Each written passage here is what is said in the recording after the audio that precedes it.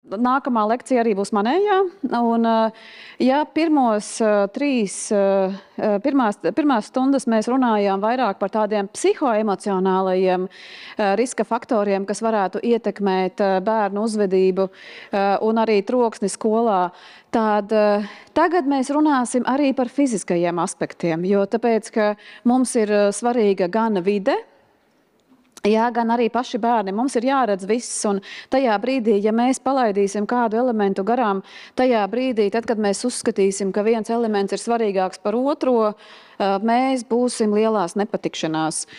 Un man ir jāpabrīdina, Lorenzo, piedod, man ir 40 minūšu prezentācija jāizstāsta pusstundā, jo tāpēc, ka es biju pavirši apskatītos laikus, tā kā sorry if I will be a bit late, but I will compensate somehow it. Tā, lūk, tad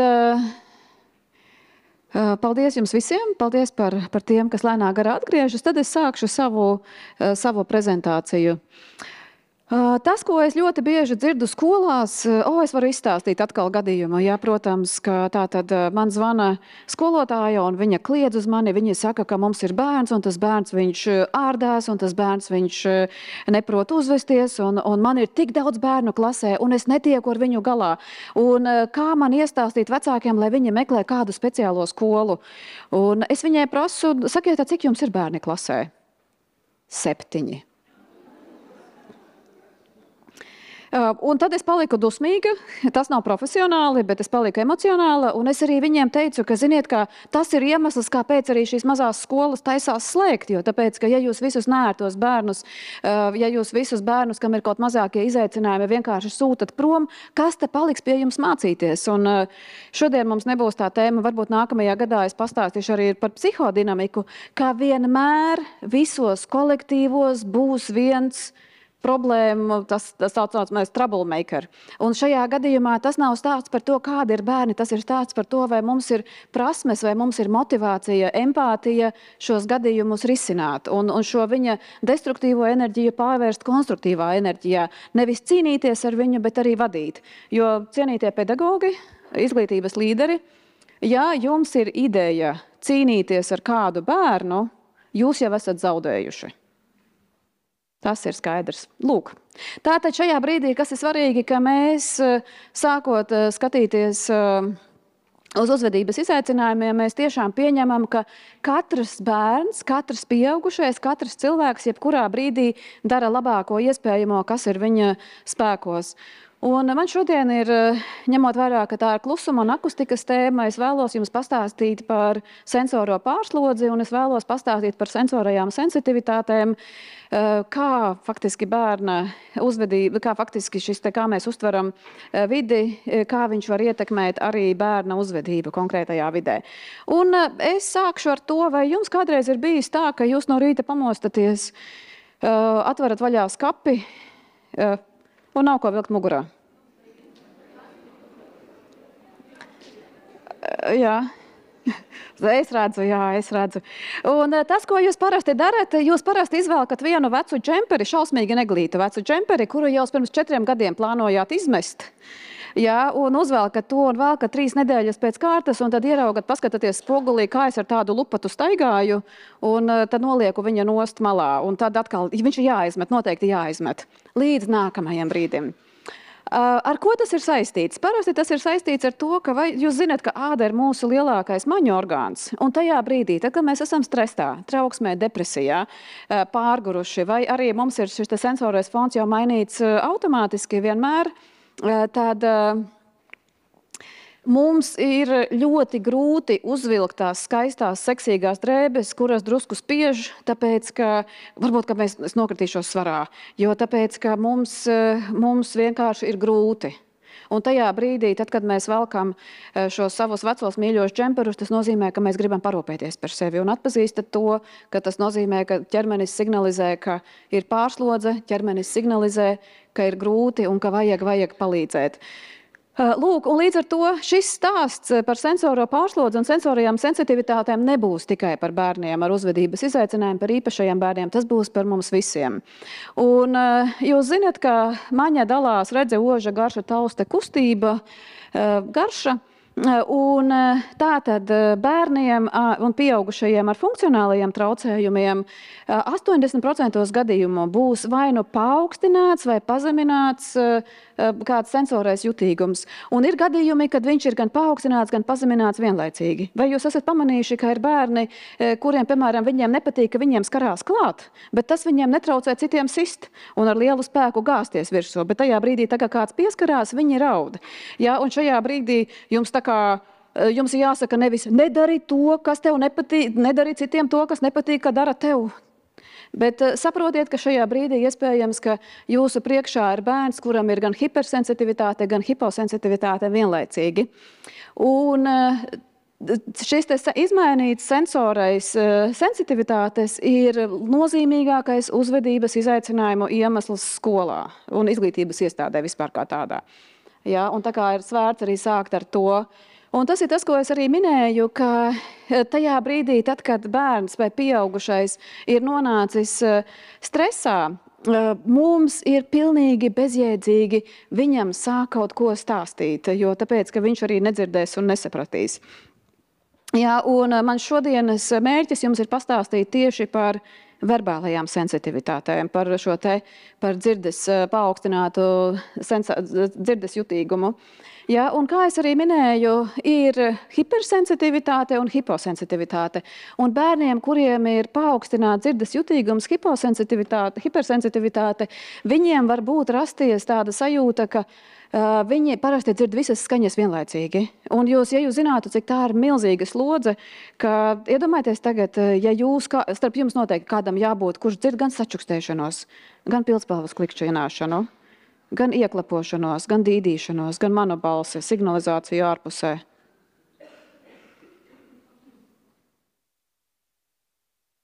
Redzat, kā tas strādā? Un viņi dzird to visu vienlaicīgi. Un tas lielais izaicinājums ir tāds, ka ir bērni, kuri vienkārši nespēja to izturēt. Un tajā brīdī viņi spiež ausis ciet un viņi kliedz. Ja, un šī ausu spiešana ir savādāka nekā šī ausu spiešana. Un šī ausu spiešana ir sensorās pārslodzes signāls. Es to tās parādīšu šādi. Ja, jūs esat redzējuši, vai ne? Un tā var būt ne tikai dzirdes pārslodze, tā var būt arī redzes, arī taustes pārslodze, jebkura pārslodze. Un tālāk, un tad, kas arī ļoti bieži arī notiek, ka šie bērni var ārkārtīgi asi reaģēt uz vienu skaņu. Un jūs visi reaģējat. Jums visiem pasaulē ir viena skaņa, uz ko jūs ļoti asi reaģējat. Vai tā būtu pildspalva pret, tāfele, skrīts pret tāfeli vai dakšiņa pret porcelānu. Mēs atradīsim katram jums vienu skaņu, lai jūs izvestu pilnībā. Ja, un šajā gadījumā tas nepalīdzēs, ka jūs pateiksiet pacieties. Ja, vienkārši tam bērnam būs un viņam arī ir ļoti grūti. Un tātad bērni, kuriem ir paaugstināts dzirdes jutīgums, parasti viņi visas skaņas uztver sāsināti. Es ticu, ka arī starp jums ir kāds cilvēks, kurš naktī, vakaros, tā kā jūs esat pārguruši, jums pat liekas, ka jūsu dzīves biedrs mirkšķina acis par skaļu. Lūk, vai ka jūs gribat, lai visi apklusti. Jā, bieži vien ir cilvēki, kas arī prasa, lai apgaismojumu samazina. Jā, jo tāpēc, ka tas nozīmē, ka jūs jau esat nonākuši šajā hipersensitivitātē, bet tā atšķirība ir tāda, ka ir bērni un pieaugušie, kuri visu laiku uztver šīs skaņas tik sāsināti. Jā, un ir bērni, kuri dzird visu cauri sienām. Jūs zinat šādus bērnus. Jā, es redzu, ka jūs zinat, jā. Un nākamais, kas ir ļoti bīstami, ka jūs esat pamanījuši, ka ir bērni, kuriem ir atzīmes kā kardiogramma. Viņiem ir ļoti labas un ļoti sliktas atzīmes.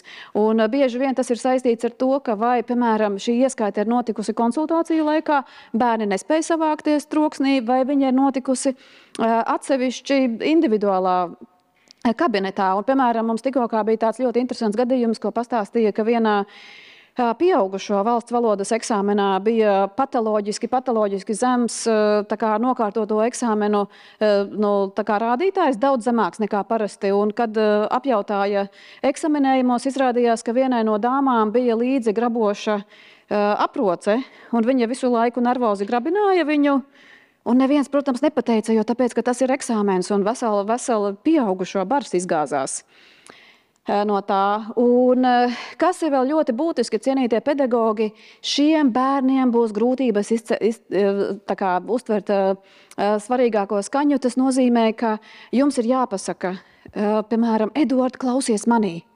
Ja, un mums tas liekas pilnīgi dīvaini, kā tas bērns skatās uz mums, bet kāpēc viņš neklausās mani. Bet iedomājieties, ka ja tur klasē tikšķi pulkstenis un runā bērziņa, kas ir labāk klausīties?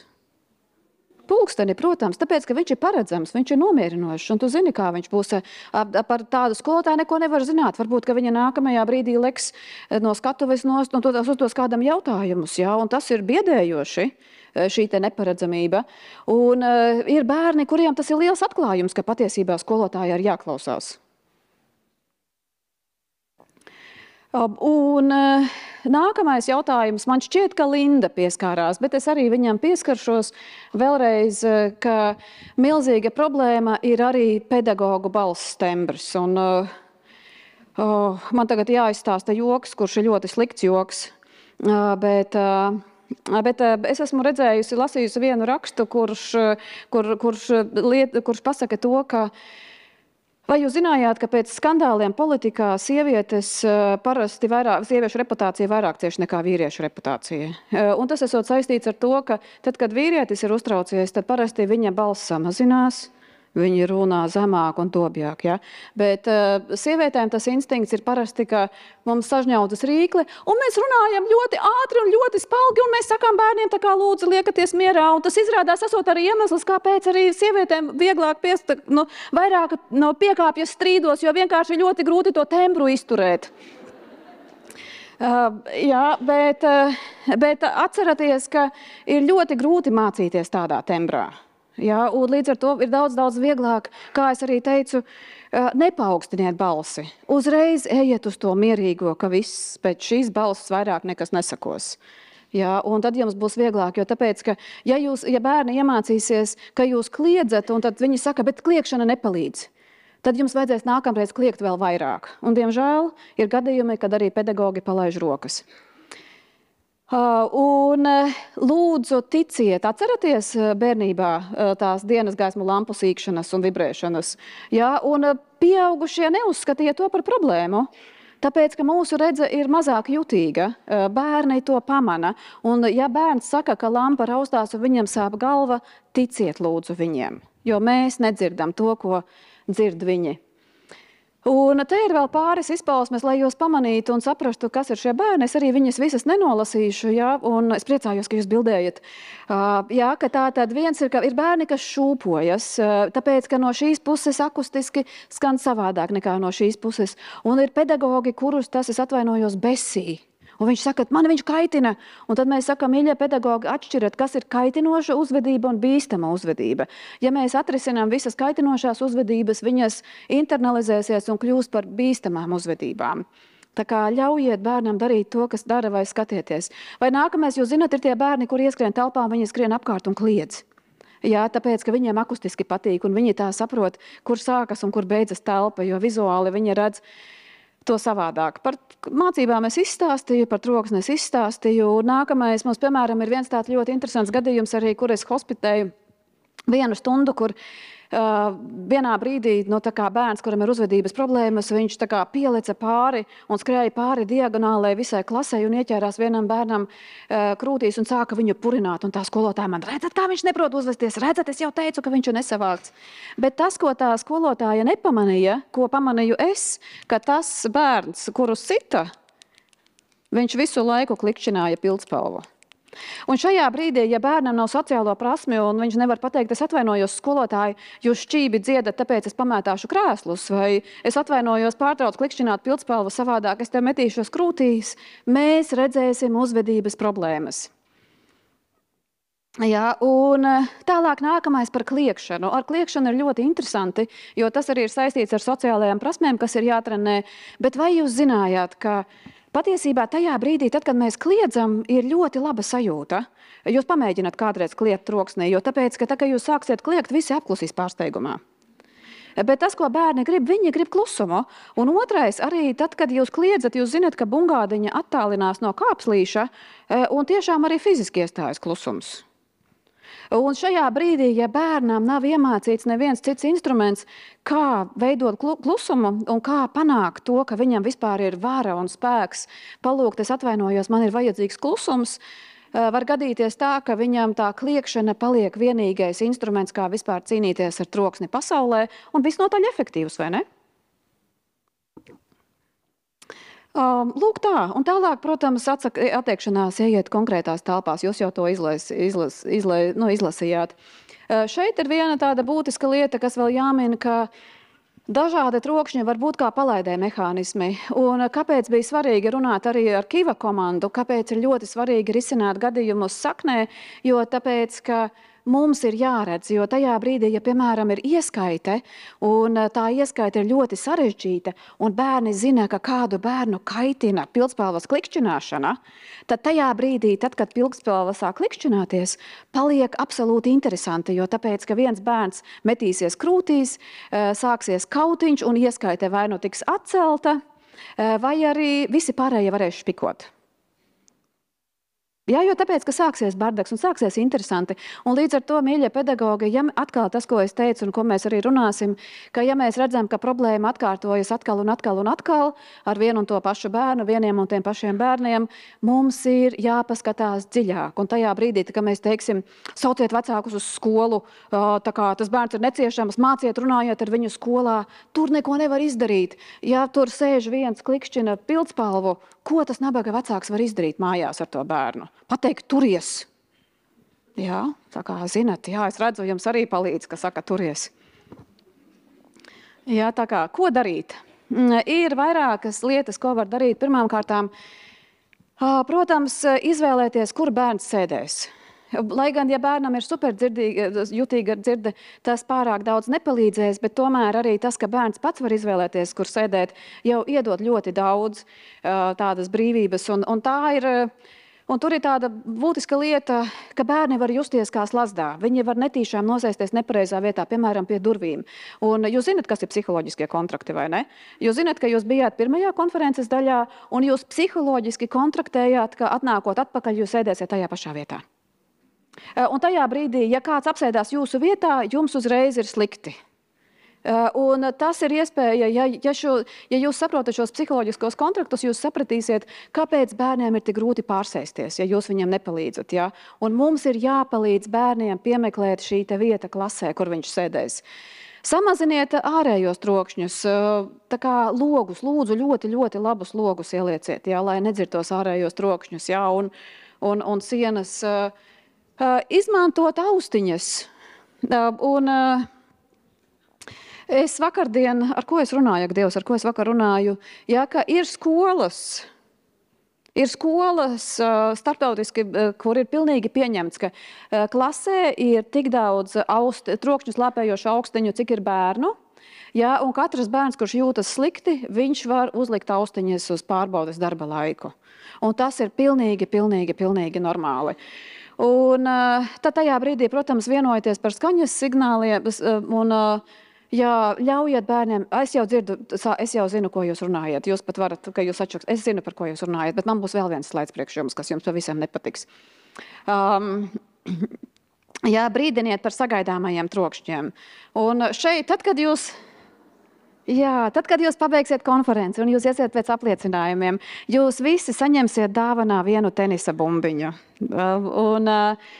Tāpēc, ka no tādas akustiskā dizaina runājot, iedomājieties, ja bērnam ir paaugstināts dzirdes jutīgums un ir 25 bērni klasē, 25 reiz 4, tās ir 100 krēsla kājas. Un ienāk pedagogs, un tas 100 krēsla kājas aiziet buļ vienā virzienā, labdien skolotāju, un buļ atpakaļ. Un es ticu, ka starp jums arī kādi, kuri cieta no tā. Citi varbūt nemaz nepamanīja, bet citi cieta.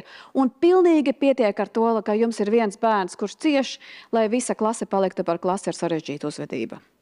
Jā, un lūdzu respektējiet, un mēs nevaram bērnam paciesties pateikt, jo tāpēc, ka viņam ir grūti. Nākamais, kā es jau arī minēju, ja ir ļoti sāsināts psihoemocionālais fons, Bērniem patiks kaitināt to bērnu. Un, diemžēl, bieži vien tas bērns uzkacinās, un viņš ir pirmais, kurš sit. Un tad visi saka, ka tev ir jābūt savaldīgam un visam pārējiem. Bet atkal atceraties to, ka bērni, kuriem ir paaugstināts sensorais jutīgums, viņi cieš visu laiku, un viņi sit tikai tā, ka viņi nevar izturēt. Un tajā brīdī, ja jūs sodīsiet sitēju, jūs atbalstīsiet vardarbību, jo visi teiks, es jau teicu, ka šitā arī beigsies. Un jūsu kā pedagoga autoritāte kritīsies, jo tāpēc, ka tie bulijotāji sapratīs, ka jūs var izmantot kā instrumentu, lai izrēķinātos ar vājākajiem bērniem. Un viņi kacinās vājākos, jūs sodīsiet vājākos, un tie pārējie klases zvaigznes teiks, mēs gan esam labi skolotāji, mēs gan jums patīkam, mēs gan jūs mīlam, un tam līdzīgi, ja? Tālāk nākamais, lūdzu, nepieprasiet atbildes. Tas ir tik briesmīgi, ka tātad, ja mēs redzam, ka bērnam jau ir nefokusēts acu skatiens un viņš nevar parunāt, nespiediet no viņiem tās atbildes ārā. Pasaki tūlīt, atbildi tūlīt, un tad mēs izaugam pa traumētiem pieaugušajiem. Mēs domājam, ka mums vajadzēja šajā brīdī paklusēt. Kāpēc mēs nevaram paklusēt? Jo mēs esam iemācīti, iedresēti autoritātēm teikt uzreiz tūlīt, ka tā kā jā, skolotāji, jā, bija šādi un tam līdzīgi. Nē, mums ir tiesības un mums ir jāiemāca bērniem, ka viņiem ir sensorā pārslodze, ka viņam ir tiesības pateikt, man ir grūti izturēt, es vēlos doties prom.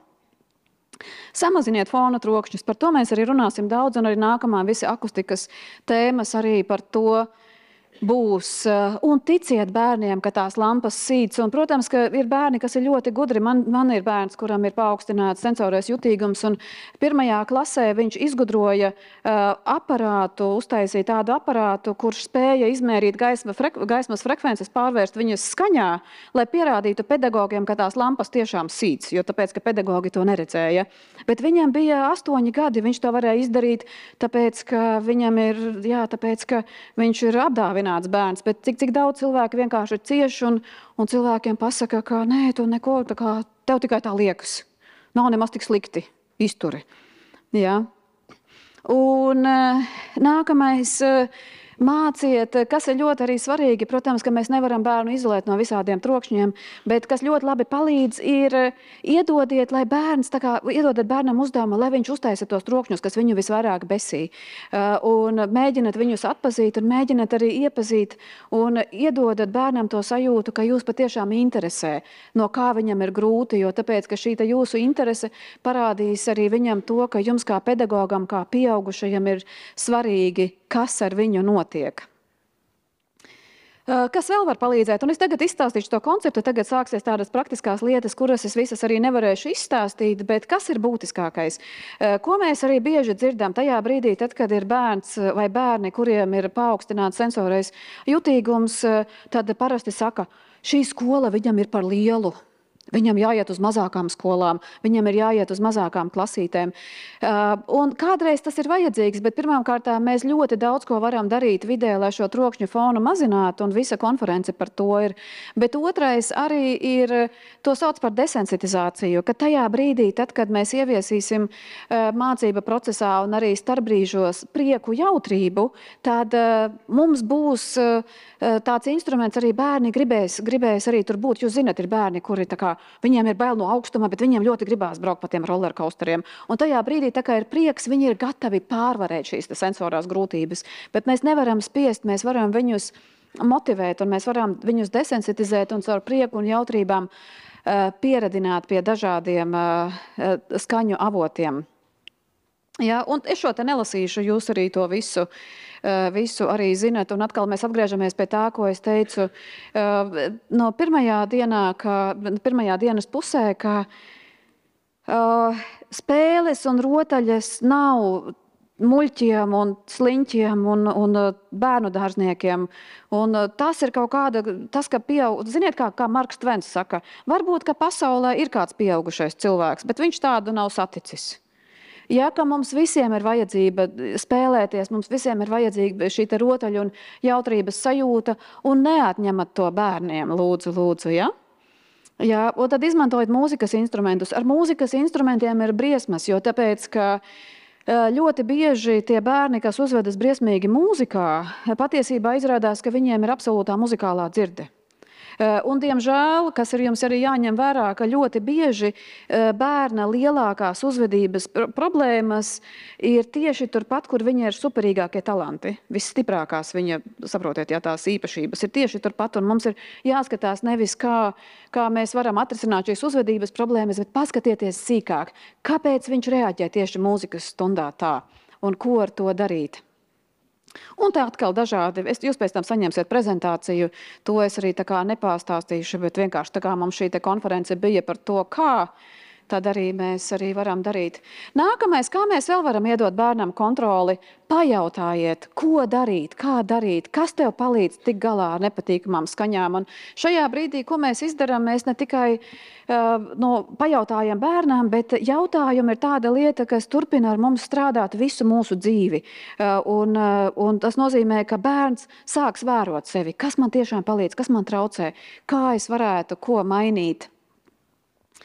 Jā, un attiecībā arī uz akustiku, tur arī Jānis, man ļoti bail tagad skarties, man ir ļoti grūti runāt, jo pēc manis runās Lorenzo un visi speciālisti tagad tikai tādu pūdercukuru uzkaisu virsū lielām tēmām.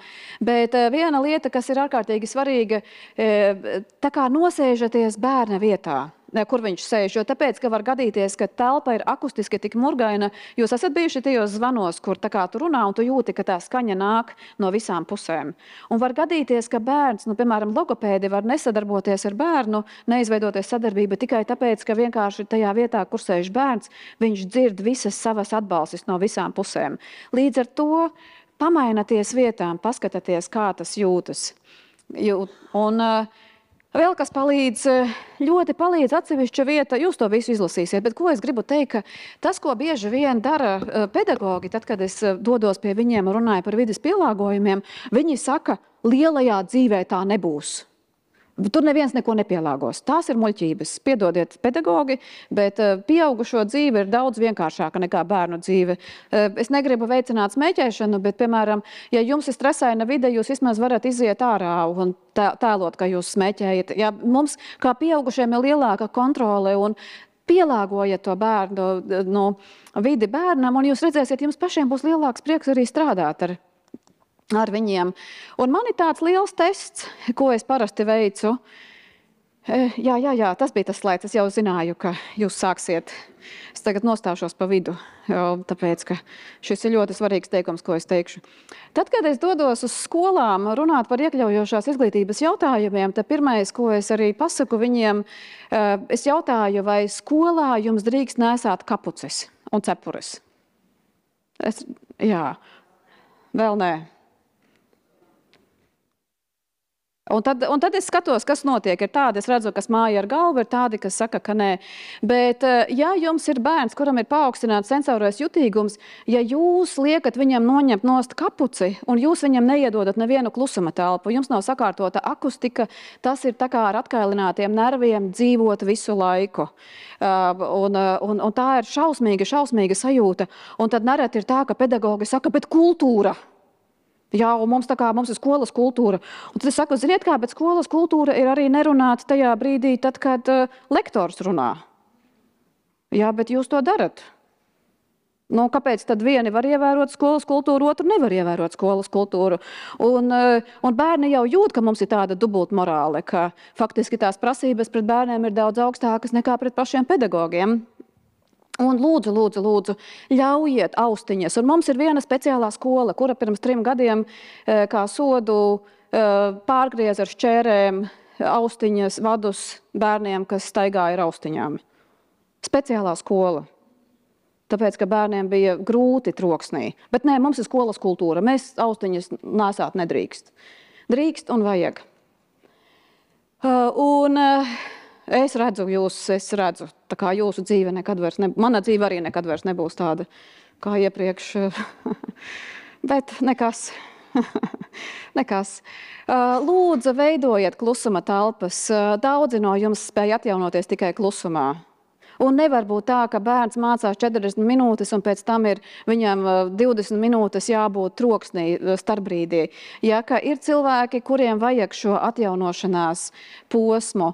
Un lūdzu aizmirstiet ir tādi gadījumi, ka es ieju no rīta skolā un starpbrīžos pedagogiem ir lieliska ideja, palaidīsim mūziku fonā, Star FM, piemēram.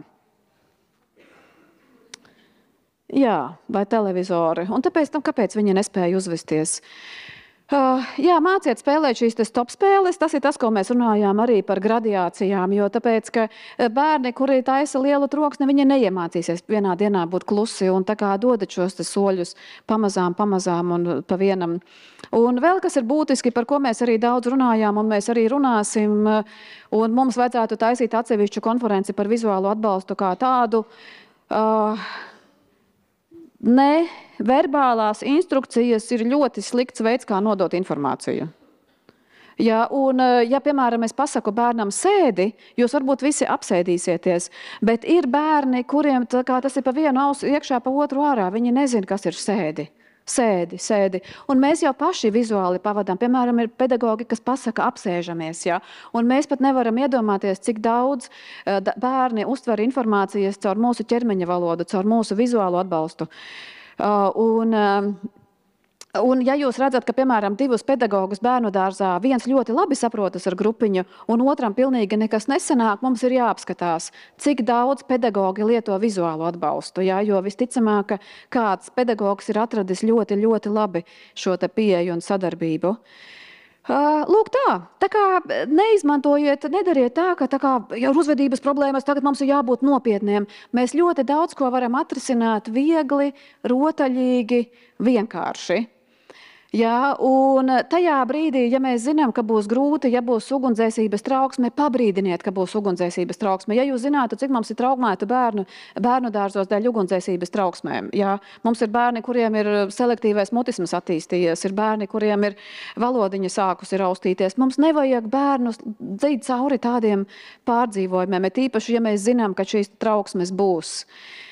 Un tas, ko es arī teicu, ka mums nevajag, un mēs arī nevarēsim pasargāt pasauli no visām problēmām, un mums arī to nevajag darīt, bet tas, kas ir mūsu kā pieaugušo spēkā, ir palīdzēt bērniem šīs te grūtības piedzīvot drošā veidā, stāvēt viņiem blakus un nevis didaktiski teikt, ka tā kā tu esi stiprs, tu tam tiksi galā, bet saprast viņu un pieņemt viņu tādu, kāds viņš ir, un tajā brīdī, tā kā viņš ir, un neskatīties uz viņu kā uz tādu ideālo bērnu, ka tā kā kaimiņa Jānītis var bungas spēlēt, kāpēc tu nevari spēlēt bungas, ar ko tu esi sliktāks? Ja nesalīdziniet, tā kā pieņemam katru bērnu tādu, kāds viņš ir, un es ceru, ka arī caur šo caurskrējienu, caur šo prezentāciju jūs atklājāt arī kaut ko jaunu par sevi. Un es ceru, ka arī jums izdosies komunicēt vairāk par savām vajadzībām, arī kolēģiem, un ka jūs labāk sapratīsiet sevi un būsiet saudzīgi pret sevi, un ka jūs labāk sapratīsiet arī bērnus un būsiet saudzīgi pret viņiem. Paldies!